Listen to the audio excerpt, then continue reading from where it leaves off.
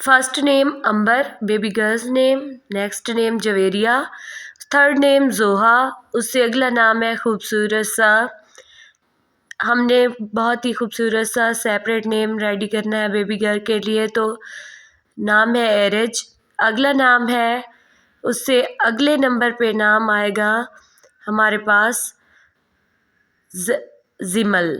खूबसूरत सा नाम, और इसमें से हमने सेपरेट नेम रेडी करना है। तो सबसे पहले ए लेटर, फिर उसके बाद वाई लेटर, खूबसूरत से नाम जवेरिया में से। अगला नाम जोहा, जोहा में से हम लेंगे जेड लेटर। उससे आगे एरिज, एरिज नाम में से ए लेटर लेंगे, और उससे अगला नाम खूबसूरत सा टॉप ट्रेंडिंग पे जिमल, जिमल में से एल लेंगे, और हम अपना सेपरेट नेम रेडी करेंगे।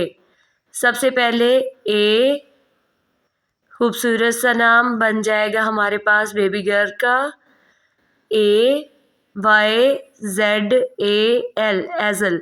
खूबसूरत सा नाम।